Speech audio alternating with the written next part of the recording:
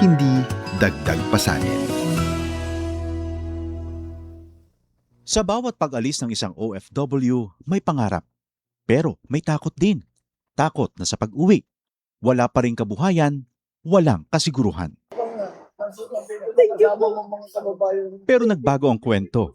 Sa pagsisimula pa lang ng Department of Migrant Workers, maliwanag ang direksyon ni Pangulong Ferdinand Marcos Jr. Itaguyod ang National Reintegration Program.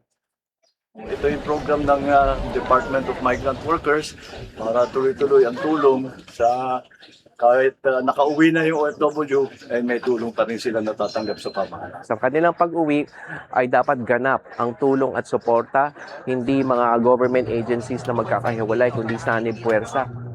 Mula sa mga training para sa pag-iempleyo at pagninegosyo, binubuksan ang mga oportunidad na dati sa ibang bansa lang natatagpuan. Last week, personal na binisita ng Pangulo ang iba't ibang training na ibinibigay ng DMW, tulad ng negosyo ng soap making sa Laguna.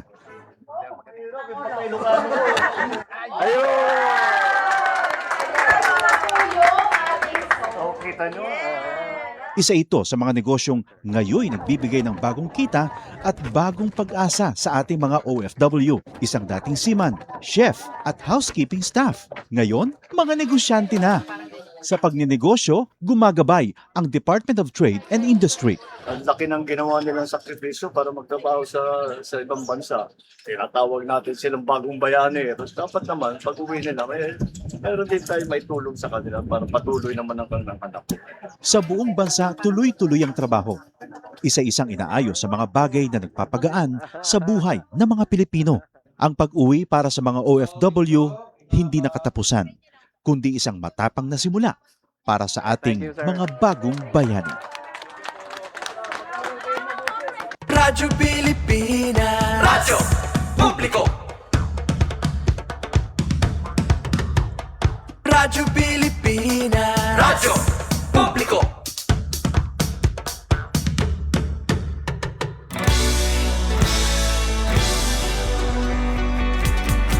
Mahalagang mga balita, napapanahong impormasyon. Kami ang inyong gabay pag may bagyo at sakuna. Serbisyo ng gobyerno kapag may nangangailangan. Mga proyekto ng Pangulo, damang-dama ang pagmamahal niya. Tulay ng mga hinaing, ang problema ng bayan ating lulutasin. Tulay sa himpapawid, tulay ng pagbabago.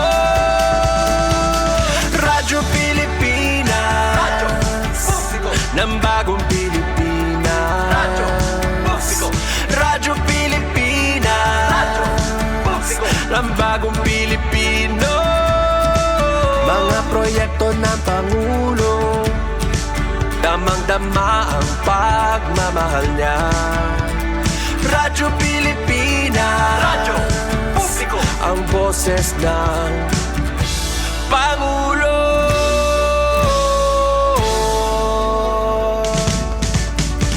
Karamay niyo kami, kahit malayo man kami nakakarating.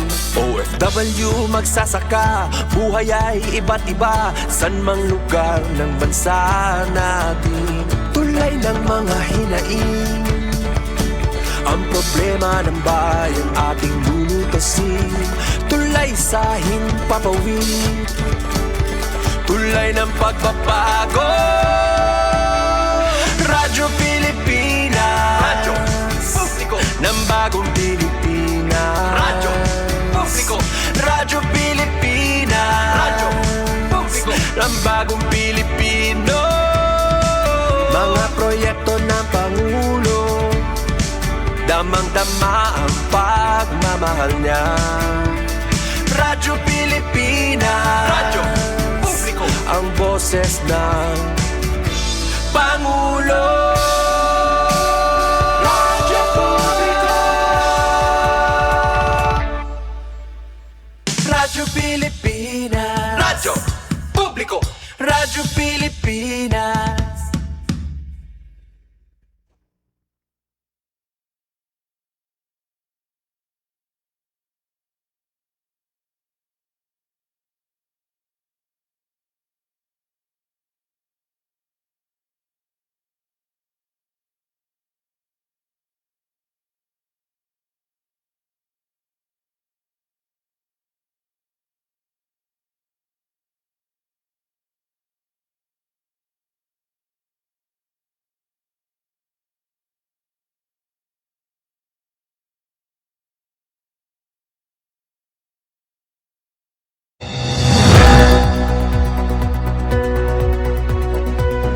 Mga balita ngan impormasyon nga angay hibro ang mga isyu nga kinahanglan aksyonan ini pagtitirukon nga nagpapahamtang ipinagihan programa Agenda Hautso Ika ng Philippine Information Agency Eastern Visayas igpapalangat tayo ang mga Agenda Hautso nga napapanahon ngan sadang pagdagdon Eastern Visayas Habagong Pilipinas.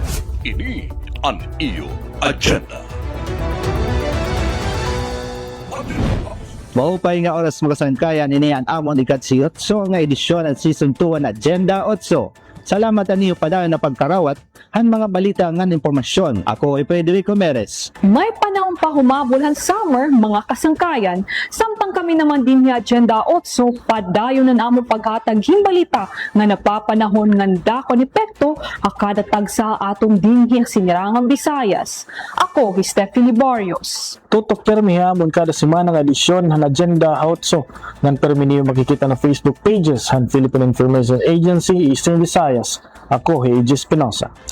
Ang Agenda 8 ini masusundan ang mga estasyon ng Radyo Pilipinas Calbayog, Radyo Pilipinas Sugod, ng Radyo Pilipinas Borongan. Upod pa ha 94.9 Infinite Radio Villaba, ng 94.5 DYRK Radyo Calgara, Hakarigara Leyte. Ini Jane Sanyanugay, ini an iyo. Agenda 8, Year 2. Agenda Hautso. DOH padayon ang pag-aghat ang kumpletuhon ang pagpakuna para ang kabataan. Adan report ni Sol Alarcon ng PIE Eastern Visayas. Padayon ang panawagan ang Department of Health sa mga kag-anak hariyon 8 nga kompletohon ang bakuna nga libre ginaobserhan gobyerno hayra mga anak ini matapos gumawas ang resulta ng 2025 National Demographic Health Survey o NDHS ang Philippine Statistics Authority nga maabot lahat 62.1% ang mga kabataan hariyon ang makukonsiderar nga fully vaccinated. Kasumpang ini magdudumara ang DOH in measles rubella supplemental immunization activity ha maabot nga Agosto hahingyap nga makabot ang 95% herd immunity ngan maproteheran ang mga kabataan. May tungod ini ginaaghat ang DOH ang mga ananay nga pabakunahan anira mga anak nga health centers o diin man nga designated area hayra lugar. Kay para magprotektar talaga hini especially mga measles no nga ito hiya makaradlok iton hiya nga sinisiring sakit no kay kumbaga haiyo kun hinuman kan mga nagpapabakuna bisan nga nagpapabakuna diri para diri gud maduruhan ang komplikasyon hini nga sinisiring nga sakit nga measles no so ito nga ang gobyerno nahatag talaga this is a free free in hiya nga pagbabakuna wala itong bayad. Target nga mabakunahan dinhi hariyon 8 ang mga sobra 400,000 nga mga kabataan nga naedad 6 months to 59 months old o ubos 5 anyos. Base ang pinakabago nga data ng DOH8 may adana usa nga kaso ng measles sa Baybay City pero ini in for validation. Samtang usa na nga kaso ng rubella sa San Vicente, Northern Samar. Tika nga PIE Eastern Visayas, Sol Alarcon, ini ang iyo agenda ka-8. Multi-grade school sa Southern Leyte DepEd Division nakakarawat in mga gadgets, tika nga UNICEF ng mga partners. Ang detalye gahatag ni Bong Fidelino ang PIA Southern Leyte. Nikabat og 90 City kabuok, mga eskwelahan, mga multi-grade schools ubos sa Southern Leyte Schools Division ang nagsipagkadawat og mga kahimanan sama sa laptop nga magamit sa mga magtutudlo o mga tablets alang sa mga estudyante. Gibutyag kini ni Rodolfo Poblete, Education Program Supervisor o Multi-Grade Focal Person sa Provincial Schools Division sa interview kaniya ato sa distribution sa maong mga kahimanan. Mato ni Poblete nga ang gipanghatag ubos kini sa School in a Bag project sa United Nations Children's Fund uban usab sa mga kaabag nga mga partners nga naglakip sa Philippine Business for Social Progress PBSP, PLDT o SMART. Ikaduha na kini kahigayon. Ang una gihimo sa tuig 2022 human sa UDEP diin 48 ang nahatagan. O karon na kompleto na ang 145 tanan ka mga multi-grade schools si Poblete miingon. Ang laptop gamit ni teacher. Si teacher nga dito'y mag-access sa mga lessons or mag-access sa iyang daily lessons. Ang gamit po ni laptop o ni tablets rather i-connect ni teacher para og duna nga toy activity sheets uneven lessons, maka-access si bata. Samtang si Gion Yuon, Education Specialist sa UNICEF Philippines, na mahayag nga padayon ang hugot nga koordinasyon tali sa DepEd pinagi sa paghatag sa mga nahisgutang mga butang ingon man sa training alang sa mga teachers o school heads. Nagunang mandate sa UNICEF mao ang pagsuporta aron ang matag bata makaangkon og edukasyon ug busa gikatakda nilang monitoron ang paggamit sa maong mga kahimanan pagsuta ko na pahimuslan bagyod kini og maayo. Nagkanayon si Yuon. From what I know, since DepEd and Edotech and UNICEF has done a research on multi-grade education in 2019, so that's how the support is all multi-grade started. So that's what I'm aware of. But definitely this will help the learning capabilities of our learners.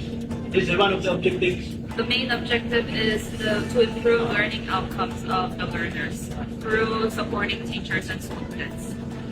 Gikan sa PIA Southern Leyte, Bong Pinalino alang sa Agenda Ha-8.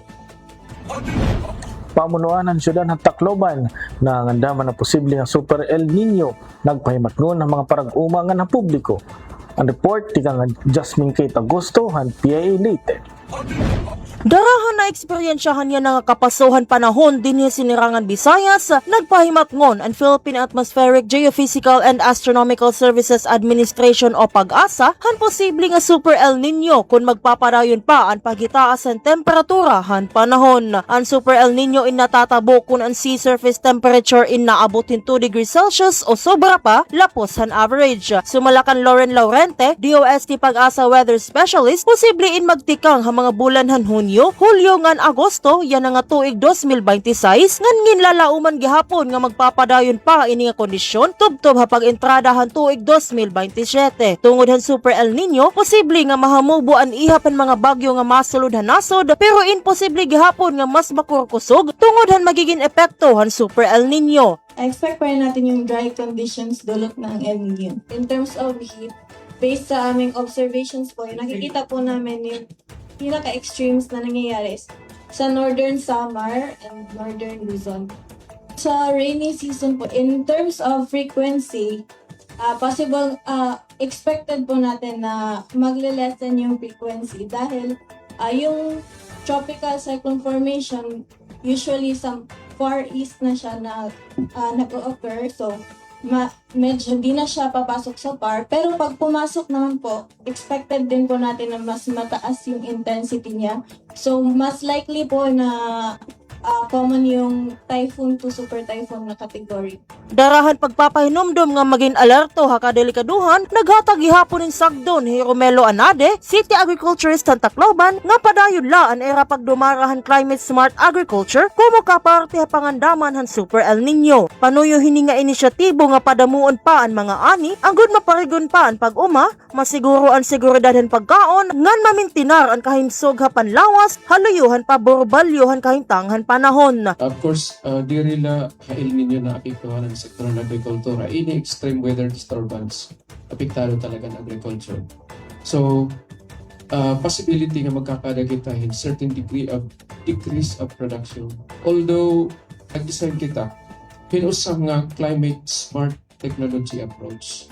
Kasi, this is in response to the effect of climate change. An anticipation kasi ni nga bisan may the extreme weather disturbance or extreme weather condition nga umabot like ini nga Super El Nino, diri maura-ura kaapektuhi ang sektor ng agrikultura.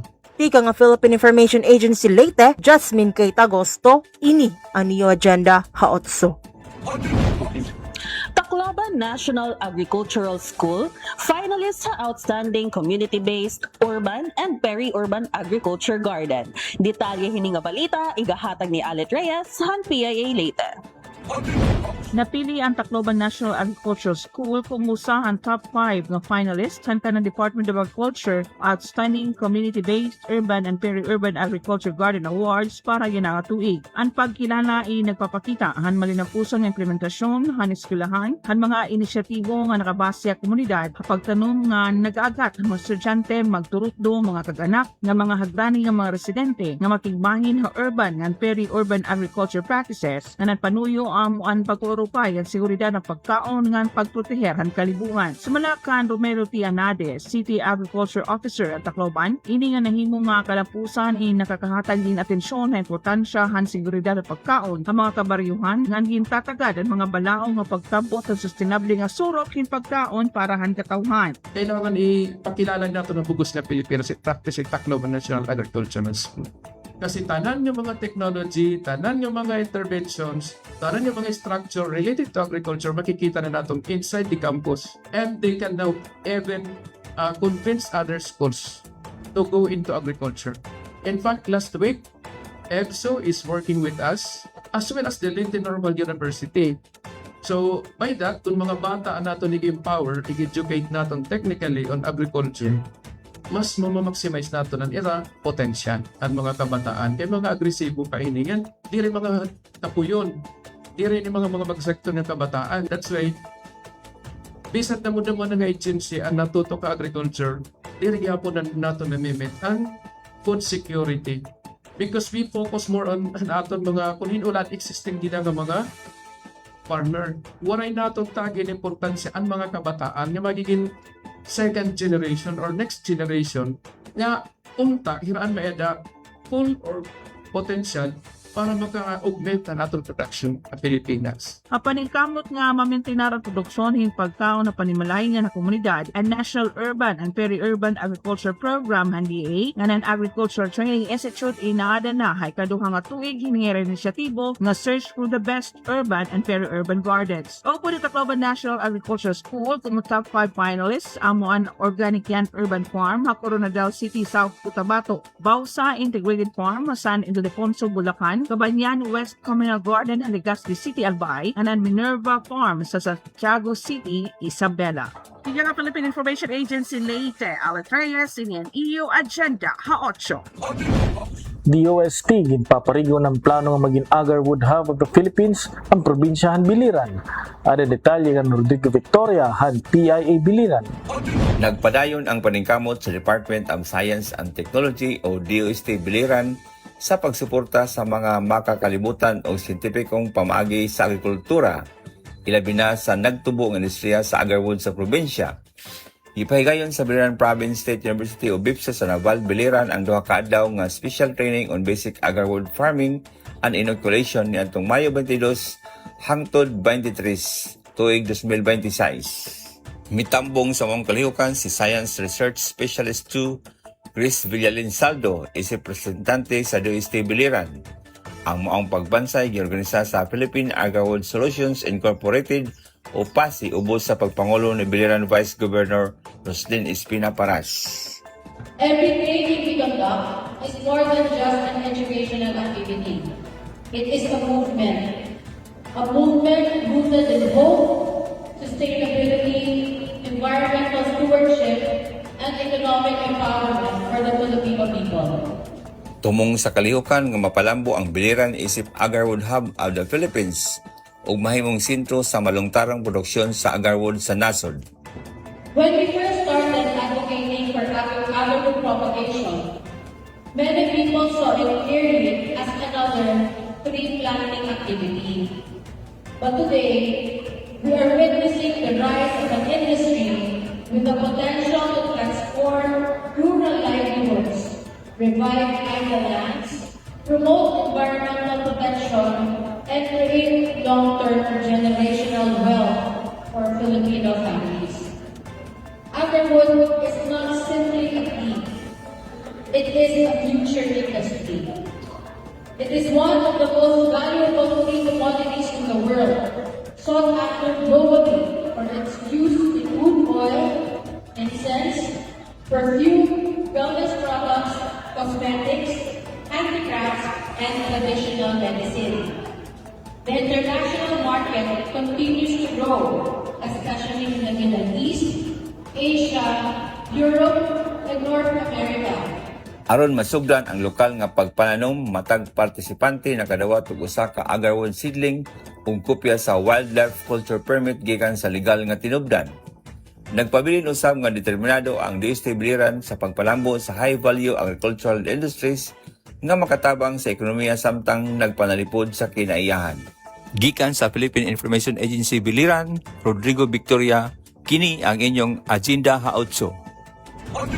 Upat nga mga dagko nga asosasyon san mga paragpangisda sa norte sa Samar nakakarawat sin upat nga fiberglass nga sarakyan panpangisda na kantidad 42.7 milyones ka pesos tikang sa Bureau of Fisheries and Aquatic Resources. Para maundong ang kapabilidad nga maghitaas ang produksyon san pagpangisda, ang Bureau of Fisheries and Aquatic Resources nagpanguna san paghatag sin upat ka bug-os nga mga sarakyan pangpangisda nga hinimo tikang sa fiberglass dida sa upat nga mga dagko nga mga asosasyon sa upat nga bungto sa probinsya. Ang nasabi nga sarakyan panpangisda inasukol sa 62 pie nga may kapasidad tulo ngadto sa 4 ka tonelada nga isda, moderno nga durable nga baluto nga yaon dako nga kargahan san krudo nga tangke para sin malimpyo nga tubig. Ang upat nga resipiente san proyekto mao ang Talulura CFLC Fisher Folk Association sa bungto san Palapag nga may kantidad 11.4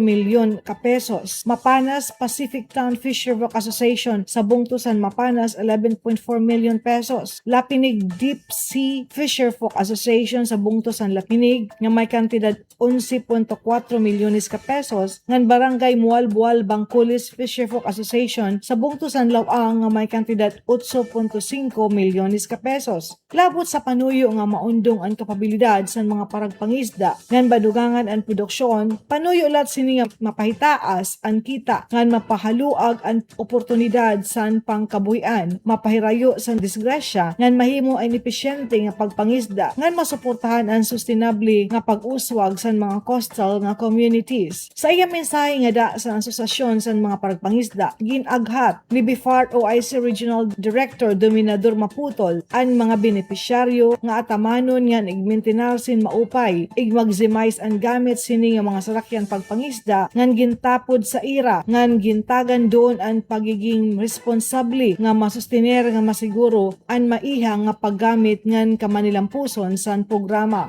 Ang ceremonial turnover in ginhimo sa Ibabaw Hall sa tubangan san mga opisyales sa probinsya, mga namumuno san mga bungto, ngan mga miyembro san asosasyon, san mga paragpangisda, ngan iba pa nga mga bisita. Kikang sa Philippine Information Agency, probinsya sa Norte San Samar, ini sa Aileen Alazon Diaz para sa Agenda Ha-8. Padayon nga gipapakusog ang Department of Trade and Industry Eastern Samar ang mga programa nga loan grants and Small Business Corporation and Financing Arm han DTI para maguligan ang mga lokal nga negosyante ngan iba pa nga mga kwalipikado nga sektor han probinsya. Tirahan ang kalabay nga kapihan ha este ha PGO Conference Hall, gimpahayag ni DTI Eastern Samar OIC Provincial Director Pedro Bimbutan na may ada iyan ang mga special nga financing programs and SBC, sugadhan Women's Enterprise Fund, OFW Negosyo Fund, ng e-transport loan, labot lahan regular nga programa nga Rise Up. I am encouraging, especially with ang mga women, ang mga OFW sa nangangulit, tapos yan ito nga mga pinakongurianin ng pagtaga-diesel kayo nagpa-fluctuate yung aning presyo. You might want to try the newest programs of this business corporation. We are open Monday to Friday. In fact, we made sure na haro-harani kami ang mga customer. Dati nakatawa mga DTI, dito by Wi-Fi, kasumbo. Yan na, may nakita extension office, din nga Kapitulyo, ato dito katapusan nga wing. Okay? The Negosyo Center Provincial Government Office is now located here sa Kapitulyo. Dito yung second floor, it all, I think an MPDO at ito niyang office. Yeah, we are located in that premises out to Kamito.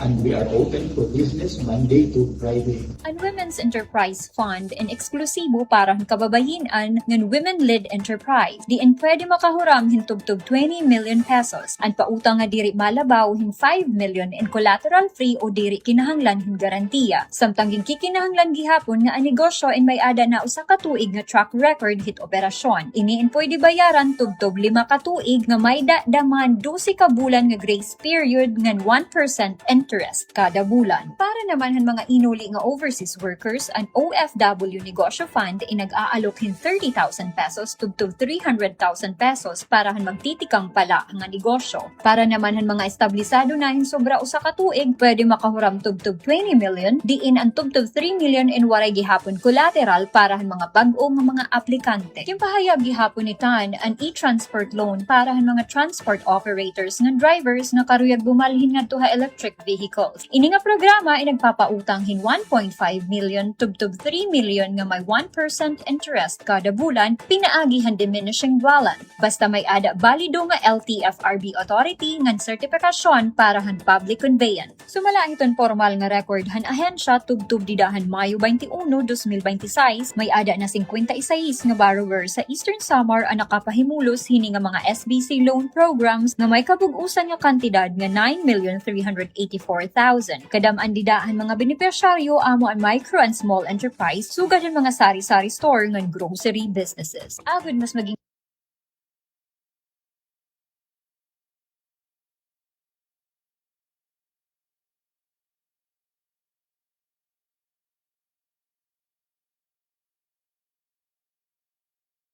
Delivery! Maria Jose! Is that box really mine? Surprise! Why are you inside the box? There's nothing I won't do for you. Just like Pag-ibig Fund Multi-Purpose Loan. The loan for your business, tuition, personal needs, and more. Borrow up to 90% of your savings. No processing fee and get fast approval. So you should... Apply now for the Pag-ibig Fund MPL via Virtual Pag-ibig! Pag-ibig Fund, solid ka ban! Tapos yan ito nga mga pinakungurian. Sir, kayo nagpa-fluctuate yung anong presyo. You might want to try the newest programs of this business corporation. We are open Monday to Friday. In fact, we made sure na haru-harani kami among mga customer. Dati nakato ang mga DTI, dito by Wi-Fi, kasungko. Yan na, may nakita extension office, din nga Kapitolyo, ato at dito katapusan nga wing. Okay?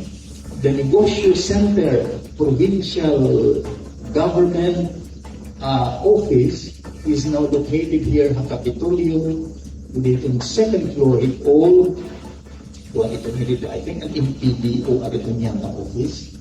Yeah, we are located in that premises, Alto Camito.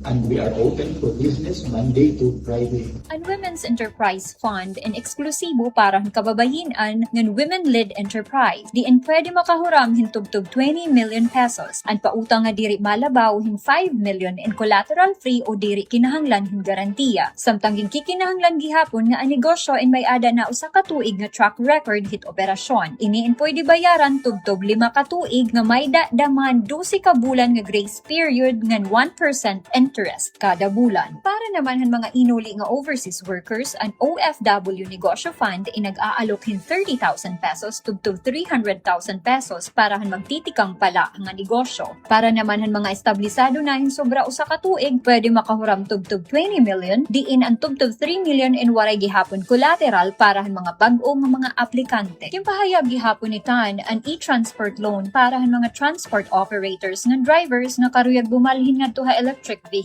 Ini nga programa ay nagpapautang hin 1.5 million tubtob 3 million nga may 1% interest kada bulan, pinaagihan diminishing balance. Basta may ada balido nga LTFRB authority ngan sertifikasyon para han public conveyance. Sumala iton formal nga record han ahensya tubtob didahan Mayo 21, 2026, may ada na 56 nga borrower sa Eastern Samar ang nakapahimulos hini nga mga SBC loan programs na may kabug-usan nga kantidad nga 9,384,000. 34,000. Kadam ang didahan mga benepisyaryo amo ang micro and small enterprise sugad ang mga sari-sari store ngan grocery businesses. Agud mas maging madagmit ang proseso, gintagan doon han DTI ang prioridad ha digitalization pinaagihan SB Corp Money App. Pinaagih ni nga mobile application pwede isumitor online ang mga requirements nga diretso mag-apply han loan gamit laan cellphone. Ginaaghat naman ni Director Tan ang mga kababayinan mga inuli nga OFW nga tanan nga mga interesado magnegosyo nga mag-avail hini nga mga loan grants nga padayon nga abre para ha publiko. Tikang ha PIA Eastern Samar, Jing Lira ini an iyo agenda ha 8.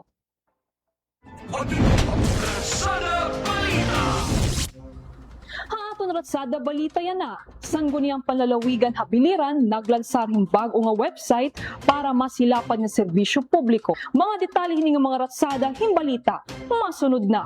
Ratsada Balita! Opisyal nang gilunsad sa sangguniang panlalawigan sa Biliran ang bagong website ni iniisip kabahin sa paningkamot sa probinsya nga mapaligon ang digital governance, transparency ug mas paspas kapag hatag og serbisyo publiko. Matud pa ni Vice Governor Roslyn Espina Paras kinsa nanguna sa launching ceremony nitong Mayo 18, importante ang pag-angay sa serbisyo publiko sa modernong panahon aron mas dali ug masayon nga maabot sa katawhan ang impormasyon ug serbisyo sa gobyerno. Pinaagi sa bagong online platform, masayon nang ma-access sa mga biliranon ang mga ordinansa, resolusyon, legislative updates, committee activities, mga pahibalo, ug uban pang importanteng impormasyon gikan sa provincial legislature. I am proud to present the official website of the Sangguniang Panlalawigan, created to bring our services, resolutions, ordinances, and public information closer to you. This platform reflects our commitment to transparency, accessibility, and better public service for every Bilirano. Gipunting usab sa Vice Gobernador ang padayon nga pagbalhin sa probinsya ngadto sa modernization ug paperless decisions aron mapauswag ang efficiency samtang maminusan ang paggamit sa papel ug basura alang sa pagpanalipod sa kinaiyahan.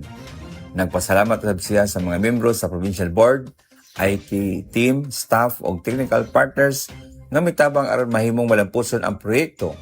Sumala sa provincial government, ang website dili lamang usa ka digital platform, kundi simbolo sab sa ilang pasalig alang sa open governance, mas lig-on nga partisipasyon sa katawhan ug mas maayong koneksyon sa mga taga-biliran. Gikan sa Philippine Information Agency Biliran para sa Ratsada Balita, Rodrigo Victoria, kini ang inyong Agenda ha 8. News and Information Center! Han News and Information Center, batanon nga mga atleta, pwede na maka-access han mga serbisyo han Land Bank. 500 nga bago nga scholars, ginihingita han DBP ha ilarom han CSR program. Tigang Han News and Information Center, aadihin ni Lopido han PIA Eastern Visayas. News and Information Center! Sumat na hikay, tika Land Bank of the Philippines, pwede na mag-abre in kalugarinon nga Visa Debit Card Bank Accounts ang mga atleta nga Pilipino nga nag-edad ubos sa 18 anyos. Inin usang mahinungdanon nga pitad agod mahilakip ha sports sector han nasod samtang ginpapaluag ang Land Bank ang access sa era payroll services ha pakigsumpayan ha Philippine Sports Commission. Ang pitad naging malinampuson pinaagihan pagpirmahay han Memorandum of Agreement nga pinangunahan ni Land Bank President ngan CEO Lynette Ortiz ngan PEC Chair John Patrick Gregorio kaukuda ni bapa nga mga opisyal han duha nga buhatan. Haylarom han kolaborasyon ang Land Bank in magpapahigayon han pag-abri han Visa Debit Card accounts para ha minor de edad nga mga athlete sa ilarom han PEC roster ngan may ada pagtugot han guardian o kaganak. Pinagyan direkta nga access sa era bank account, sumas paspas na nga makakarawat han mga batanon at atleta ang era mga allowance nga na incentives ngan pwede na ininira magamit o makuha bisan san o ngan bisan diin mga local man o halangyaw. Ang mga batanon at atleta and pwede mag-abre hin Land Bank account bisan diin nga branch sa nasod pinaagihan pagpakita ang era valid ID ngan certification tika nga PEC lakipan kadugangan nga mga terms and conditions para Land Bank Visa Debit Card nga pipirmahan han kag-anak o guardian. Kung maaprobaran, tatagan nila card para hin secure ngan convenient local ngan international transactions. User Information Center. Alay nga sumat nagalutagahin masobra 97 million pesos ang State-Owned Development Bank of the Philippines o DBP ay larumhan flagship corporate social responsibility program ini sumalahan top official na kundiin din pahiluag pahinian access para di kalidad nga edukasyon na bukos nga nasod para makablas nga high school students. Sumalakan DBP President kan Chief Executive Officer Michael De Sos hausa nga press release nga ginpadangat ta PIA Eastern Visayas iglalansar ang DBP ang ikaduha ka tuig nga pagpatuman han Integrated Scholastic Program for Inclusive and Responsive Education o DBP Inspire kundiin makakabenepisyo ini in maabot 500 na scholars sa iba-iba nga lugar han nasod. Ang DBP ang manikasyam nga pinakadako nga Bangko Pilipinas nga may ada total assets na 1.041 trillion pesos nga naghahatag in credit support sa upat nga priority sectors han ekonomiya partikularmente ha infrastructure nga logistics, micro, small and medium enterprises, environment and social services and community development. Ang DBP Inspire inusa nga 5-year omnibus program nga ginlansar han una tuig agud maghatag in financial assistance sa college students nga nagpupursige pagkuhan priority courses nga nakalinya han Philippine Development Plan 2023-2028 sugadahan accountancy,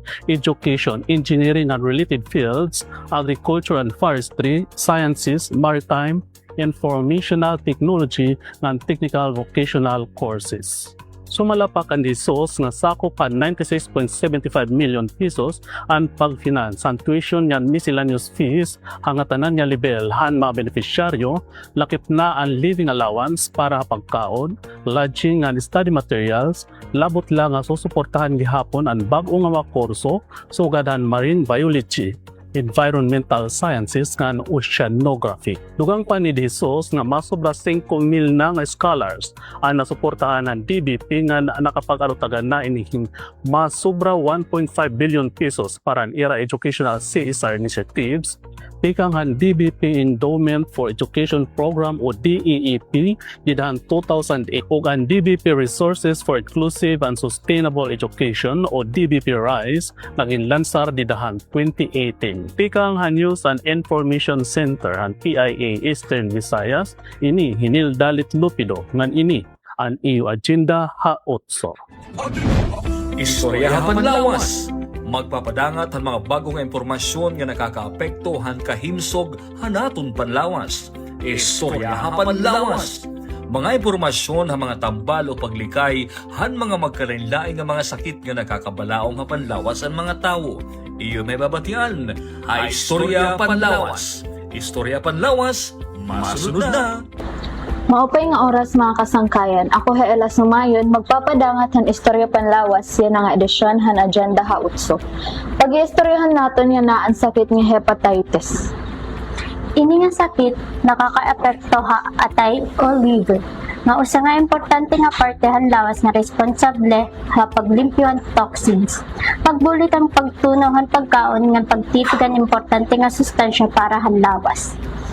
Kunan atay maapektuhan, mahimoy na magresulta in grabe nga problema ha panglawas. Ngan mahimo nga maging hinungdan kamatayon kundi rin maagapan. Ako naman, Nicole Yobore. Ang hepatitis na nga hulugan hin pamamaghan atay. May iba-iba ini nga klase sugadan hepatitis A, B, C, D.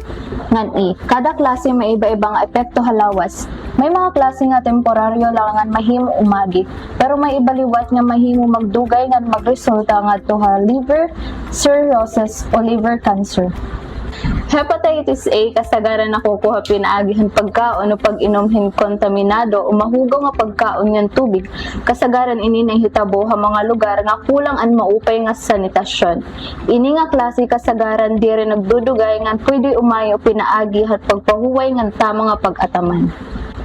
Hepatitis B usa nga pinaka-common ngan peligroso nga klase han hepatitis. Ay papasa ini pinaagihan dugo, similya ngan iba pa nga body fluids. Pwede ini makuha pinaagihan der protektado nga pakighilawas, paggamit hin pareho nga dagom, uti kang nga eroy nga tuhay iya anak panahon han panganganak. May iba nga tawo nga nagiging chronic carrier hini nga virus. Hepatitis C parihulewat han hepatitis B nga naipapasa pinaagihan dugo. Kasagaran ini nakukuha pinaagihan paggamit hin kontaminado nga dagom o blood transfusion. Damo nga tawo ang diri dayon nakakabaro nga may dahira hepatitis C. Tungod may usahay waray ini sintomas sa siyahan nga mga tuig. Ang hepatitis D, diri may tatabo kung waray hepatitis B. Kay kinahanglan anay may hepatitis B virus ano sa nga tawo antis matapnan hini. Ang hepatitis E, parehan hepatitis A nga nakukuha pinaagihan mahugaw nga tubig ngan pagkaon. Delikado ini labi na ha mga nagbuburod. Ang tawo nga may hepatitis mahimo makaabathin kapoy ngan panluya, hiranat kawaray gana pagkaon, pagsusuka, sakit sa tiyan, labi na hatuo nga parte. May itong nga ihi, pagdulawhan panit kan mata o jaundice. Importante may baro nga may iba nga tao nga waray good sintomas nga makikita o maaabat. Isang lit, importante ang regular nga pag magpa-check up, labi na kung may posibilidad nga na-expose sa virus. Importante at paglikay base diri matapnan ng hepatitis. Ang pera nga paagi, amuan, pero may paghugas ang kamot, antes kumaon nga katapos gumamit ang kasilyas, pag inumin malimpyo nga sigurado nga tubig, paglikay ha pagkaon nga diri limpyo ang pagluto, paggamit in protection durante ang pakighilawas, pagpabakuna kontra hepatitis A ngan hepatitis B. Nga paglikay ha sobra nga pag-inom in alcohol kay nakakadugang inihing kadaothan atay. Ang pagtambal depende ang klase ang hepatitis. Ang iba sugad ng hepatitis A ngan E mahimo umayo pinaagulahan igo nga pagpahuay pag-inom ng tubig ngan maupay nga pagkaon. Pero ang hepatitis B ngan C usay nagkikinahanglan in maintenance ngan regular nga pagpa-check up pa doktor base malikayan ng mas grabe nga komplikasyon. May danaya na mga tambal nga nakakabulig nga pagkontrol nga pagtambal ang hepatitis C. Importante ang temprano nga pagkitahan sakit base mas dako ang tsansa nga maagapan ini. Iyo pala na hibatian ang pinakaorhing impormasyon bahin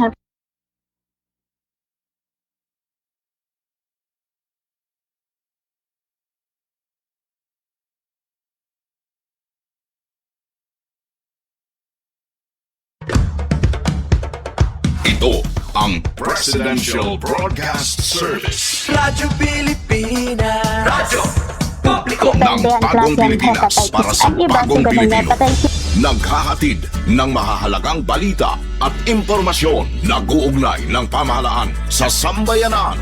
Tulay sa himpapawid ng serbisyo publiko. Radyo Pilipinas. Radyo Publiko. Ang boses ng Pangulo. Sa Borongan, 657. Radyo Pilipinas. Radyo Publiko. Importante ang temprano nga pagkitahan sakit base mas dako ang tsansa nga maagapan ini. Iyo pala na hibatian ang pinakaorhing impormasyon bahin han paghirot sa mga sakit.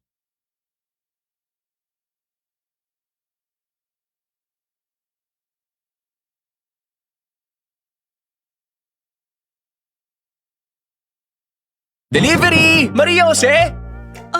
Is that box really mine? Surprise! Paghirot sa mga Why are sakit. you inside the box? There's nothing I won't do for you. Just like Pag-ibig Fund Multi-Purpose Loan. The loan for your business, tuition, personal needs, and more. Borrow up to 90% of your savings. No processing fee and get fast approval. So you should... Apply now for the Pag-ibig Fund MPL via Virtual Pag-ibig! Pag-ibig Fund, solid ka ban!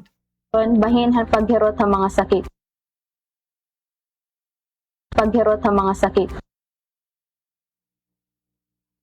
Ang temprano nga pagkitahan sakit base mas dako ang tsansa nga maagapan ini. Iyo pala na hibatian ang pinakaorhing impormasyon bahin han paghirot sa mga sakit. Naghihinaot kami nga kamuin magpabilin nga himsugan panlawas ngan makabulig pagdukwag han aton sa syudad. Magpapadayon kami hapag-hataga iyon mga impormasyon nga may kalabutan mahimsog nga panlawas ng paunan o malikayan ang mga sakit. Dapat healthy para happy. Tika nga Philippine Information Agency, Eastern Visayas ini Nicole Yabore. Ngan ako naman Ella Sumayod para Istorya Panlawas. Ini ang iyo agenda hautso. Sumat panahon! Maaboting 49 nga mga probinsya habugos nga Pilipinas inada ha forecast han pag-asa nga makakagtalaan hinubos ha normal nga paguran pag-abot han Oktubre samtang magtitika kusog ang El Nino.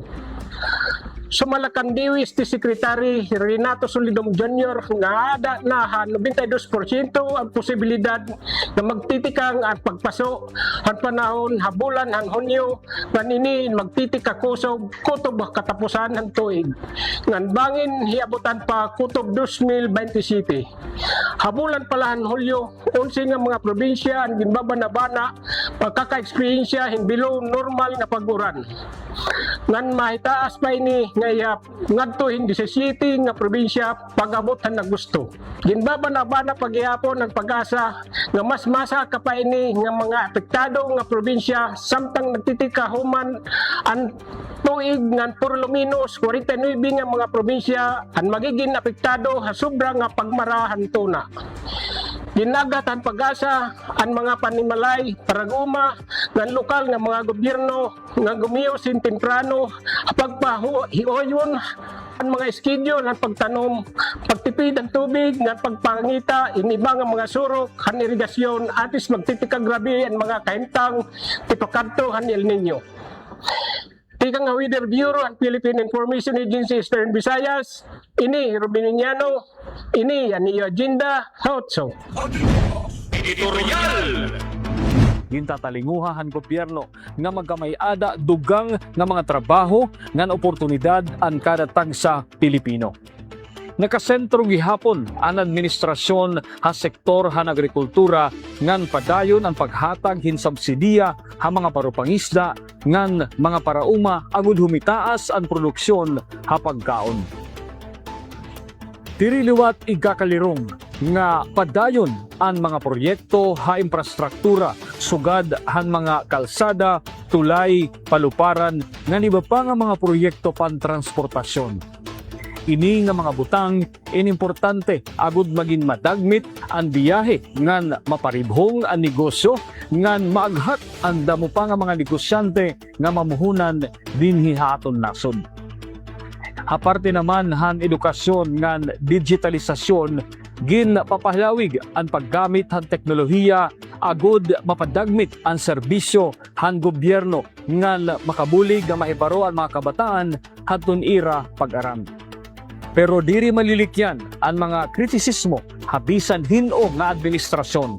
Kinahanglan lang nga magpabilin nga malanginginalo ang nga tanan ngan makiusa ha mga programa ngan tinuod makakabulig han mga katawhan. Ang tinuod nga pagdukwag indiri laada ha mga kamuthan gobyerno kundi han nagkakaurusa ngan nagbuburublig nga mga Pilipino. Hakatapusan, ang administrasyon ni PBBM ing padayon nga naguundong han mga pitad agud mas maging mabakod ngang progresibo ang nasod Pilipinas. Tinuod, damo ang mga pagsari nga ginaatubang naton yana. Importante lang nga ipadayon ang mga programa nga magdadara hin paglaom ngan mas malabrag na kabubuwason para han katawhan Pilipino. Para han editorial, ako Herayan Arinto, ini ang iyo agenda, Haotso. Iyo pala himbatian ang pinakauring impormasyon ngan solusyon. Sugadan mga programa han gobyerno nga nakakabenepisyohan mulupir. Damang salamat ang iyo pag-upod ha amon hini nga edisyon. Kami magpapabiling nga da sentro han mga balitang nga aksyon parang katawhan han rehiyon. Hasta sunod higayon. Ini ang iyo agenda also year 2. Salamat, haniyo pakigurusa, ha Agenda Haus, ang programa nga nakatutok ha mga balita, informasyon, ngan solusyon, kasugpong ang gobyerno para ha kauswagan, han panginabuhi, han mga mulupyo, tubtog ha sunod ngayon, Eastern Visayas, Habahong Pilipinas! Ang iyo agenda.